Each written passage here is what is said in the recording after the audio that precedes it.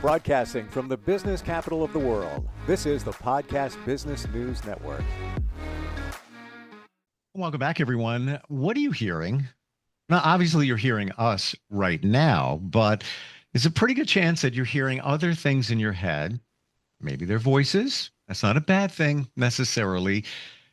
What's in your mind? What's in your head that's taking up space and potentially distracting you from your goals, things that you want to get done? We all have them.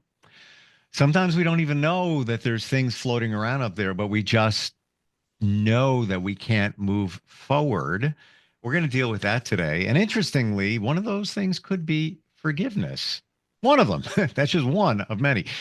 She deals with this in helping people move their lives forward. She's an amazing coach. Our professional of the year, Dawn Manderfeld, joins us back once again. How are you doing today? It is a good day. Sun is shining. There's no snow on the ground. Bring it on.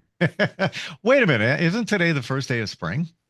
Yes, I believe it is Oh, actually. all right. Yeah, Well, I think today is the first day of spring. Oh, hmm. okay. Well, woohoo. Well, The 17 inches of snow are gone. um, it's funny. I'm in New York, so the past couple of days have been pretty wonderful. And today, not complaining, but it's cloudy, kind of damp. Doesn't feel spring-ish at this moment, but just saying it's spring, it just feels good just even to say that. Yep, it's So coming.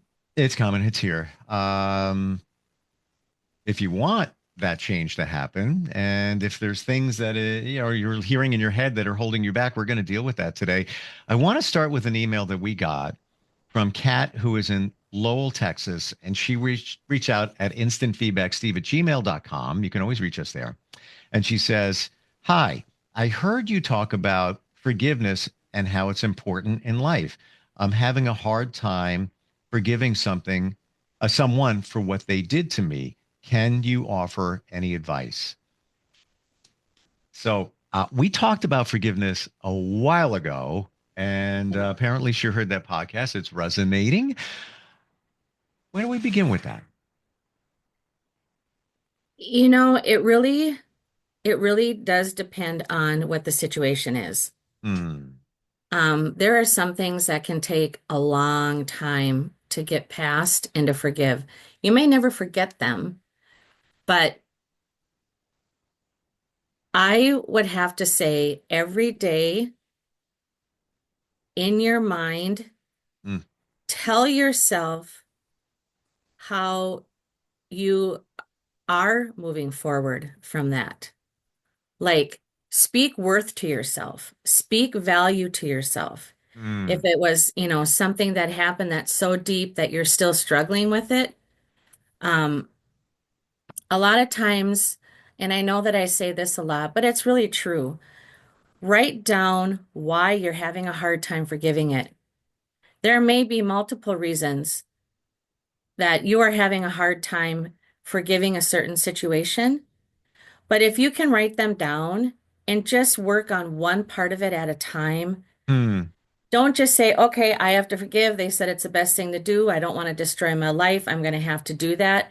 But forgiveness can be in pieces and in different parts because each little detail is going to affect our mind, our thoughts, or our emotions in a totally different way. So, Kat, I'm going to encourage you to write down all the different things of why it's so hard for you to forgive that certain situation. Write down the pieces that are making it so hard. Do you think it's going to vindicate them? If you forgive them, do you think then that just gives them a free pass? It doesn't. Hmm. It's giving you more peace in your body. So take the time and write down each thing that has caused you to not forget this incident because every little part of that is important. You literally need to break it down and work on one part at a time. Don't always pick the hardest part. Like when you're writing it down, if there's one phrase or one word that you write down and it just starts making you angry, don't start there. Start with something that doesn't cause you so much frustration as you're writing it down and work on it one point at a time. But remember, it's not giving that person a free pass, and it's not giving that person the okay to do it to someone else. This is for you to be able to move forward in your life and to not have it affect decisions that you have to make on a regular basis or your trust level. Mm, When you have a hard time forgiving someone, it can change how you decide to trust someone. Is it a female? Is it a male? Was it a friendship? Was it a romantic friendship? Was it an employer, employee? It really does make a difference what each of those is. But if you just take it one word at a time and just work on that and realize this is for you, not for them, then I'm going to believe that you're slowly going to be able to forgive more and more and more of it until it's something that doesn't make you angry anymore or hurt. mm. You may never forget it, but you can work on those other areas. As you're speaking about this, Dawn, I'm getting visuals and pictures of how when we forgive or try to forgive, there's so much, there's so many moving parts. So it's easy for us to say every situation is different, but it's easy for us to say, break it down. And I totally agree with you. You need to look at it in bite-sized chunks. It's always been said, what's the best way to eat an elephant? In little pieces. And I believe that when we have trouble forgiving somebody, there could be things in your subconscious that are floating there as well that are another block in terms of allowing you to forgive. Yes, there's multiple pieces here. Some of them you may say, I think I can, for that. But there's something back there that is holding you back, and you might not even truly realize it. Does that make sense? And could that even be true? Well, it could because if you're having a hard time forgiving someone, if you're dealing with that same situation with someone else now, it's going to trigger what you didn't finish dealing with back then.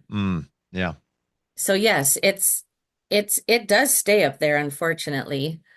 Um, but in order for you to truly move on, depending on what the situation is, you're going to know more and more of what you haven't forgiven as you go through it with someone else, or as someone else starts doing the same things or saying the same mm, things or does the same thing to you or the same thing happens. That's when new things are going to come up in your head and go, I thought I dealt with that and I didn't. Like, oh man, now it's happening again. Like, what am I going to do?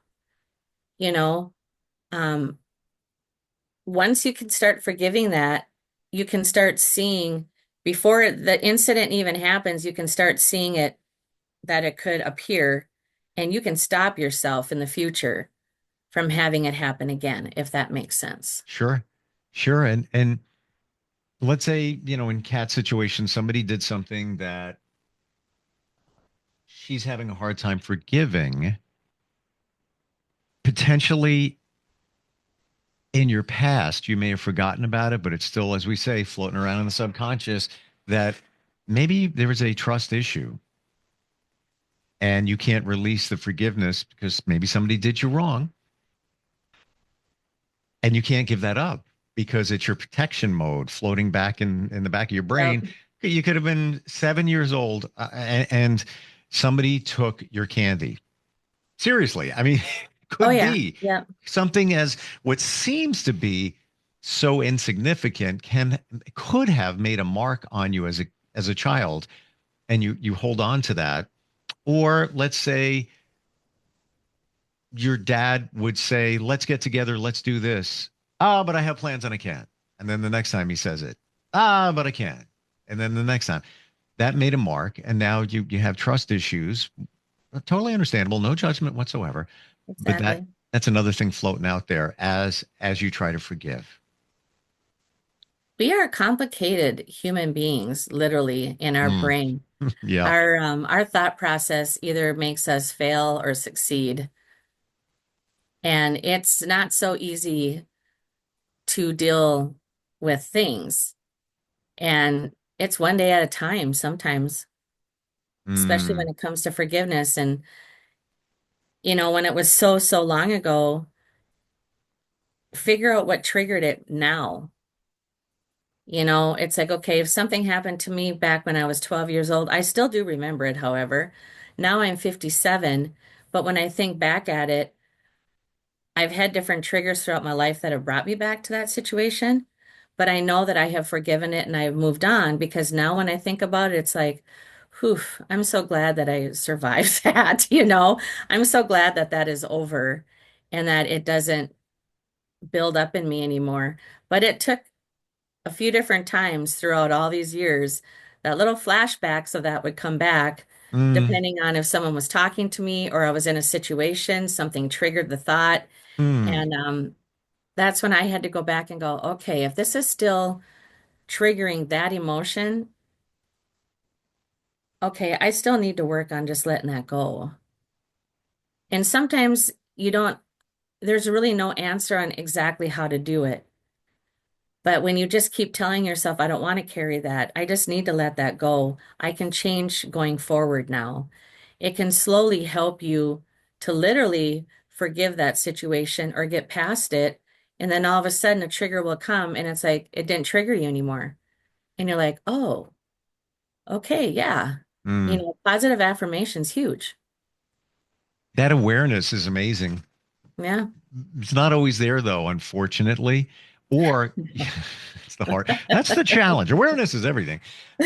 It's and you may know your upbringing, you may know your family dynamics, whether your parents got divorced or you were bullied, or you may have a read on that, but you may not know how it affected or it affects you now. Yeah. I was Yeah, going to bring the same thing up. That goes back to your childhood too sometimes. What you witnessed, what you saw, the environment you grew up in is it's yeah, you can change it, but you were still lived in it for how many years to where mm, it's just a part of who you are.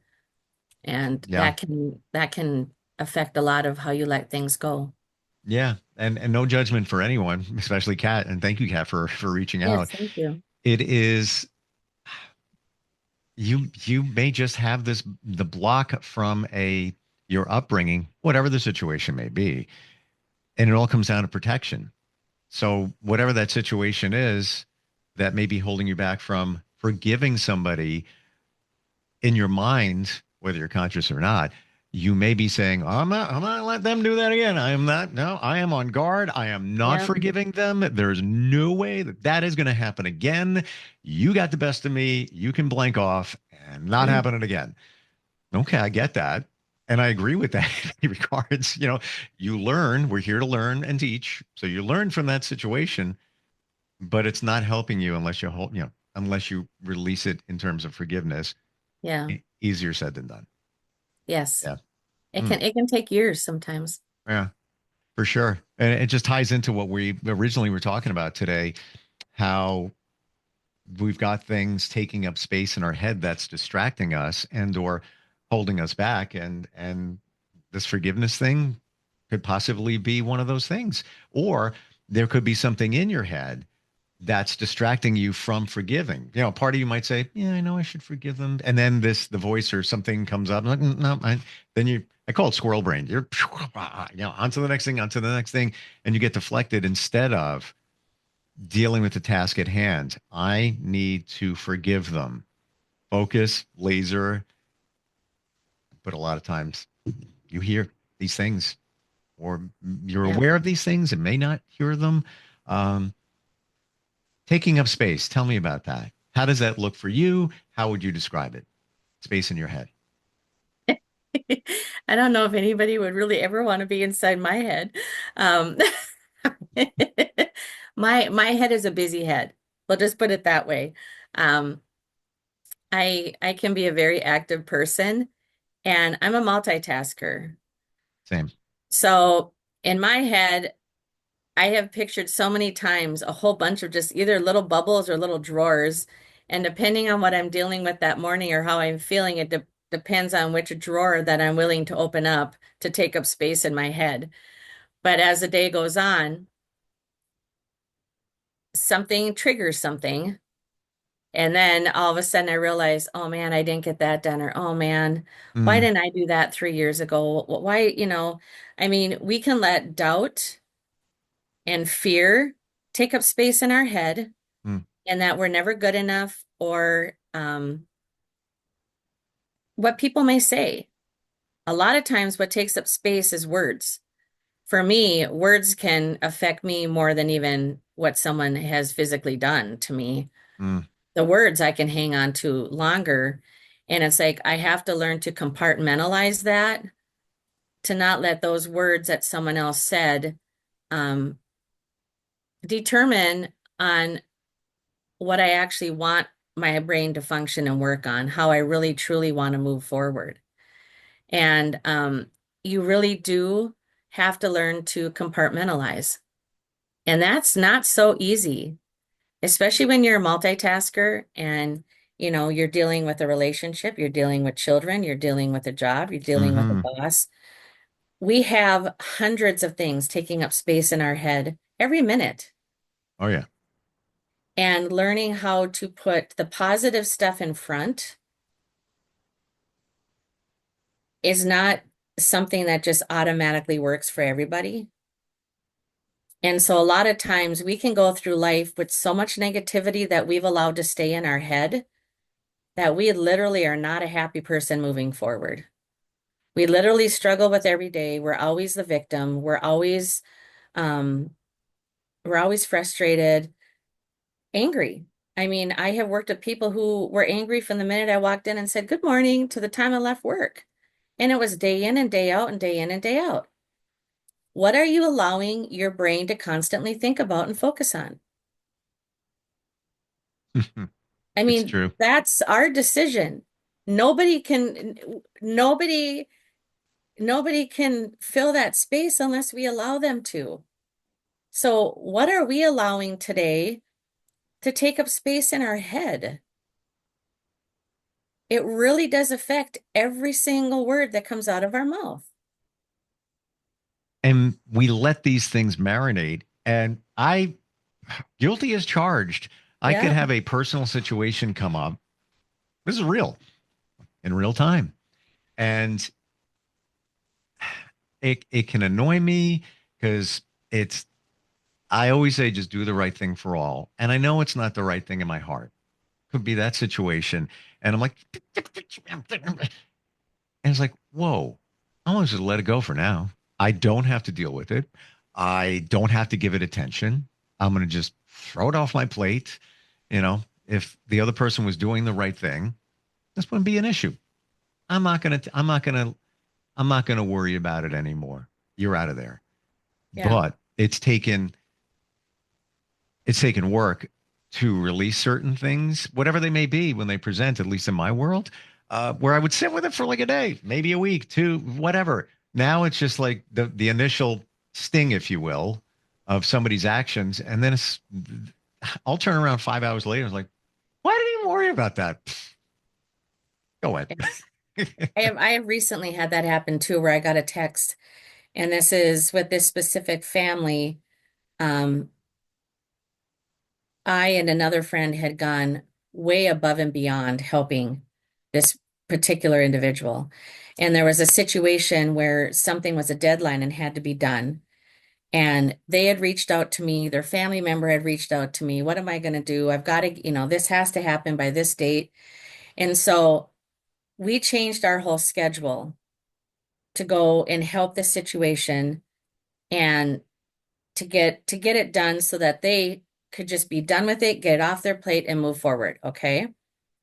So after all of this, and basically what it boiled down to is that this particular individual, I believe now, just felt guilty because they probably could have helped and could have made it work, Mm, but just didn't want to. And so they knew, hey, let's just ask, Dawn and her friend, whatever. So, anyways, we had done this and it took a lot out of us. We're talking 2 full days, no work, almost working through the night, trying to get this situation taken care of. wow. And about 2 months later, another incident happened with this individual that needed the help. And all of a sudden, we're there, just for support. And then now there was a new change in how everything needed to be. And this person either had to start taking charge and show up or really just kind of weasel out of it and not do what she should have normally have done, not taken responsibility. So I get this text telling me how, thank you for what you've done, but you never gave me the opportunity to do it myself and to figure it out. So you took that opportunity away from me. And, Mm. you know, just kind of throwing it back in my face because all of a sudden they realized what they had said to me in the past and what we had done saved them from something. But what I'm trying to get at is that they made a different priority and they did not prioritize that. So when we did, people were thanking us for helping the family. And that didn't sit so well because we didn't do it for any recognition. We didn't do it to be, I mean, we only three people knew that we were doing what we were doing for this specific person. And we didn't want recognition. We didn't ask for anything. We just did all the kindness of our hearts because this person was disabled and just literally couldn't do it and really needed the help. So I want to best understand, make sure I got it, but I want to double check it. Person that you helped, were they reaching back and saying, "Oh, you should have given me an opportunity to take care of it myself," or was it this the other person that did not It help? was the other person. It Got it. was the other person that did that. So then all of a sudden it was put back on us because literally there was guilt there. Yeah, yeah, yeah. I totally crystal clear. But that was in my head and it brought tears to my eyes. And I literally, it took me a whole day where I should not have given it that much space, Steve, but I did because it just cut, when you're a giver and you're a helper and you go out of your way to do that, to have someone kind of turn it around on you like that and just say, thank you for what you did, but from now on, we don't want your help. We don't need your help. We're going to take it from here. So just back off, stay out of it. And I was like, oh boy, how do I like what? I was just so blown away. But I just had to take a deep breath. And for me, I just Yes. had to pray about it because I knew it demanded a reply, but I needed to be very careful how I responded. And so after I just kind of Mm, put it all in perspective, realized the situation that was going on that was very emotional at the time, I was able to take a deep breath and say, you know what? This is a lot of emotions talking, you know, maybe not so much their heart, but a lot of emotions. And I was able to reply in a positive way and just, you know, take the yeah. answer to a different way. But if I would have responded the way I wanted to and say, send all this proof of what I had, I would have probably lost a friendship. And so it has taken me a long time to get to what happened last month, but it still hurts. It Mm. still shocks you. I don't care how old you are, how well you can handle your emotions. I let that take up my whole brain the whole day. Because it's almost hard to fathom. Instead of what you received from this person, one would think it should have been gratitude. Thank Yeah. you for what you guys did. And even if they wanted to voice their opinion, thank you for what you did. You didn't need to do that. I really could have taken care of it myself, but I appreciate it. If they wanted to throw their little, backhanded Well, compliments they in did there. say thank you, but then when they threw in the stay out of it now, you know what I mean? When Yeah, they said the thank you, but yet they put that little poke in there. yeah, no. It was like, oh, but Yeah, yeah, and that's an example of I should have never given it that much space. I should have taken a deep breath and go, there's a lot of emotions going on right now. Just walk away from it, go do what you're going to do, and then yeah. think about it later on how you want to reply. And yeah, Mm. And no matter what you say or do, it's never going to change the way they think. no. You want them to see. Don't you understand what's going on? Don't you understand what we did out of the goodness of within? You want them to see that. Yeah. They're not going to see that. They weren't, because that day they were not in the mood to hear it. They weren't going to hear anything I wanted to waste my breath on. So Mm, it was just kind of like, you know what? Let's just not even go there. Just say, you know what? I'm really happy that you've chosen this path and that you want to take it on. And I really wish you the best. And you've got this. You can do it. That's kind yep. of how I responded. And but I let it take up way too much space in my head. There's 3 words, and it's on your shirt. Just be kind. Oh, So if the other person I didn't did, know if you can see that, but oh, I yeah, can read I it. have something after this today, so I'm like, okay, this is the perfect No, shirt I need to wear it today. it says everything in terms of what we're talking about here. Just be kind. That's it. That other person could have been kind, and I put it through the filter. It's a 3 filter. Is it if a reply comes, you're sending, they're sending, I'm sending, whatever. Just is it kind? Is it facts? Is it necessary? Usually, Yeah. when you put it through all 3 of those, you don't send the text, you don't send the email. And by the way, side note, the kind thing resonates with me. I do a radio show every day. I play music and I end it. The last words I say every single day: be kind to yourself and others. Because a lot Yeah. of times we're not kind to ourselves. We're out of time. I'd like to Oh, just keep going here. Yeah. okay. Um, Good conversation today. Addressed a lot of things that's going on in our minds. And thanks for your transparency on your situation. Very relatable. I was going to say, I think we've all been in those kind of situations where it's backhanded compliment and it's frustrating. I get it. Yeah. Best way to reach you, what's your website? It's livingbb.org. My personal email for the business is donrenee@livingbb.org, and my phone number is 952-200-1103. And I would love to have anybody reach out to me if they have any questions or would like to Sure. talk. BB. I'm here. BB stands for Beautifully beautifully broke. broken. Yeah. Yeah. And also another alternative, instant feedback, steve@gmail.com. If you've got some thoughts and want us to read your email, we'd love to. Thanks for being here. And thank you, Dawn. Catch up soon. Okay. Thank you, Steve. Have a blessed week. You too. We'll be right back.